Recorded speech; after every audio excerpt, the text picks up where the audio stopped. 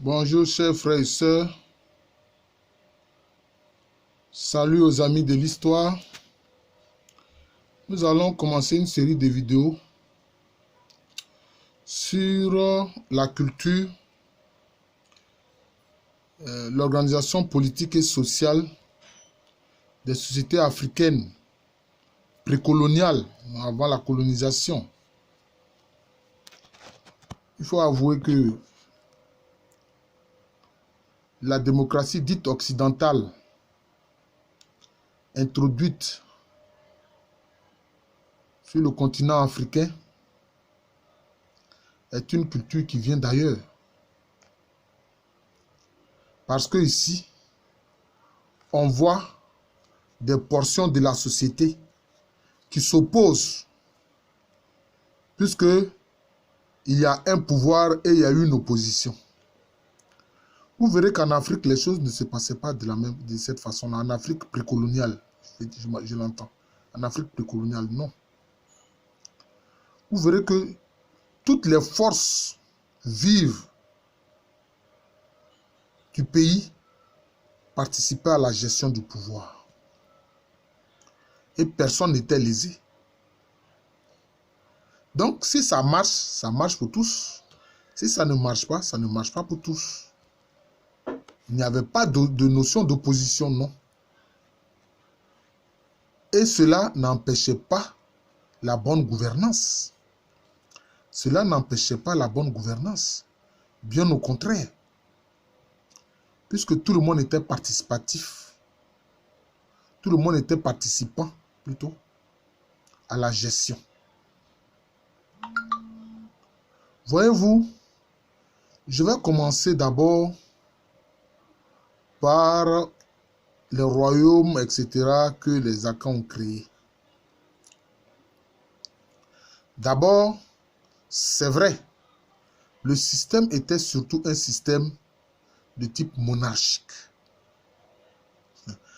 Et on ne peut pas dire que le système monarchique est mauvais, puisqu'en Europe, il y a beaucoup de monarchies. En Angleterre, Belgique, Pays-Bas, c'est des systèmes monarchiques. C'est en France, après la décapitation du pauvre Louis XVI, du roi Louis XVI, de son épouse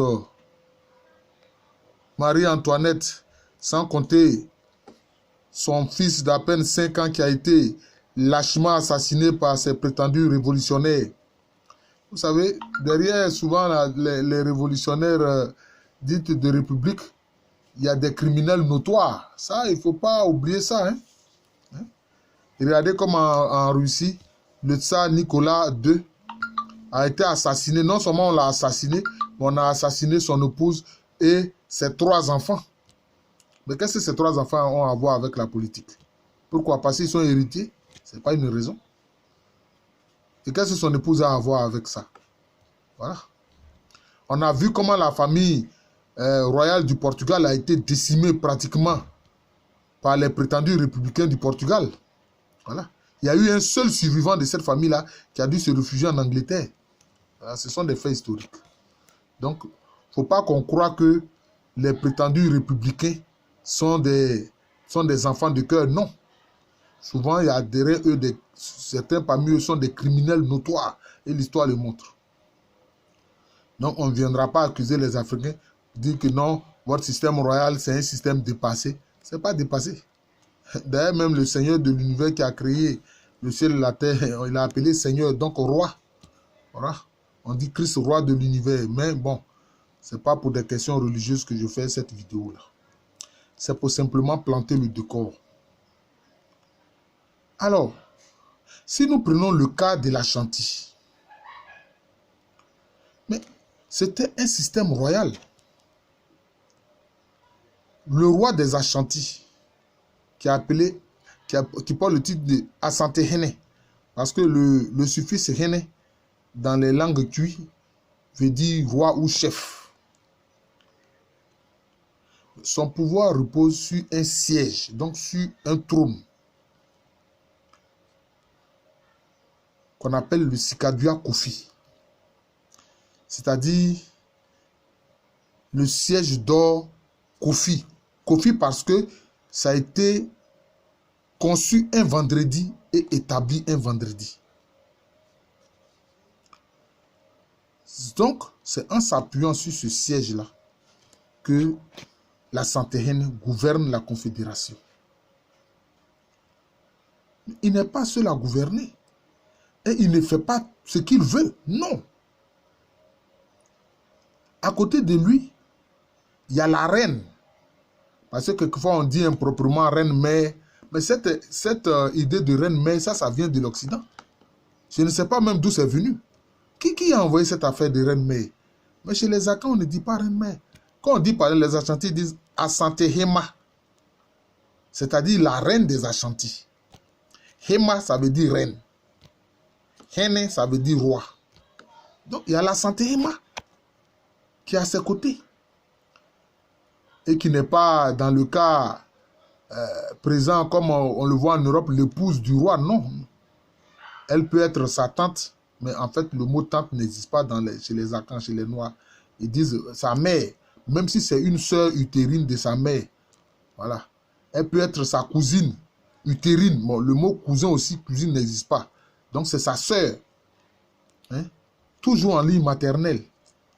Appartenant au lignage royal des Oyoko. J'ai fait une vidéo sur les matriclans. Vous pouvez regarder les matriclans Akan. Donc, matriclans Oyoko. Voilà, vous pouvez regarder ça. On va voir les informations concernant ce matriclan royal là des Ashantis qui est le matriclan Oyoko.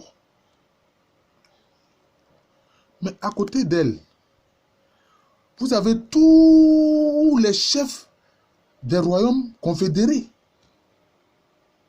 De Djuaben, de Nsuta, de Bakwai, d'Asante Bakwai, d'Ansante Mampon, de Djissou, de Ninahin, de Suntreso, d'Asumenja. Toutes les chefferies ou tous les royaumes confédérés. Mais ça autant de pouvoirs décentralisés qui gèrent des portions du royaume de la confédération. C'est comme ça. C'est comme ça. Vous voyez.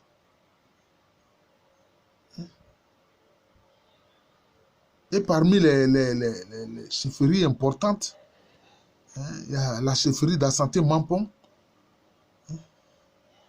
la chefferie de Djuaben, la chefferie de Asumenja. Vous voyez? Tout cela aide la Santéhene à gouverner. La Santéhene ne fait pas ce qu'il veut. Non, non, non, non, non. Ensuite, il y a le chef des familles même du clan royal, Oyoko Abousompagne, qui est là aussi, qui est son conseiller. Vous voyez? Et quand la Santéhene prête serment devant le peuple, qu'est-ce qu'il dit? Devant tous ces chefs des royaumes confédérés de l'Ashanti, qu'est-ce qu'il dit?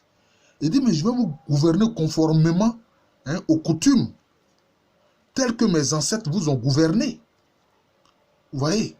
Donc la bonne gouvernance, et il jure de bien gouverner son peuple. Par rapport à ce que ses grands ancêtres ont fait. Que ce soit au Séi Toutou, que ce soit au Pokouare, que ce soit, comment on appelle ça, au Séi Bonsou Pani, etc. Vous voyez? Donc c'est conformément à la coutume que le roi des Ashantis gouverne. Et le même système de gouvernance, on le retrouvait dans pratiquement tous les autres royaumes Akans. C'était comme ça. Donc, le roi ne peut pas faire ce qu'il veut, jamais. D'ailleurs, on a vu, il y a eu un exemple où il y a un roi Ashanti qui a été déposé. En 1875, le roi des Ashantis, Kofi Karikari, a été déposé. Pourquoi? Parce que, ayant des problèmes financiers pour gérer le royaume ou la confédération, il a dû faire ouvrir certains tombes pour prendre l'or qui s'y trouvait, certains tombes royales pour prendre l'or qui s'y trouvait.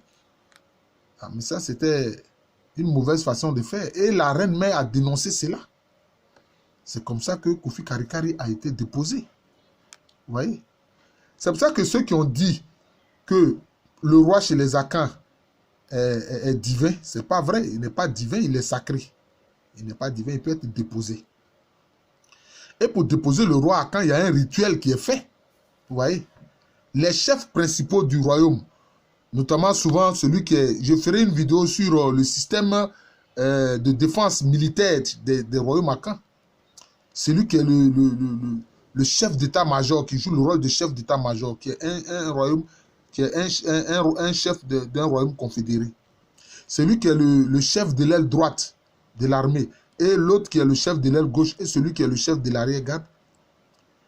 Tout cela, quand ils viennent, et puis l'un, en leur nom à tous, dit au roi, à partir d'aujourd'hui, tu n'es plus notre roi. Mais d'ailleurs, il y a un processus, avant qu'on en arrive à le déposer. Il y a tout un processus. Parce que s'il fait des choses que les chefs des royaumes confédérés n'aiment pas, ils approchent la reine mère pour lui dire, voilà ce que nous reprochons au roi. Et celle-ci, alors, il en informe. S'il n'écoute pas, qu'il continue, mais on approche maintenant Loyoko Aboussouampagne, c'est-à-dire le chef de la famille royale, pour lui dire, ah voilà, ton frère là, ou ton neveu là, voilà, il fait des choses qui ne nous plaisent pas, voilà ce que nous nous reprochons. S'il n'écoute pas, alors on l'appelle lui-même. Le conseil du trône l'appelle pour l'entendre directement, lui le roi, pour l'entendre. Donc vous voyez que ce système royal était parfaitement démocratique.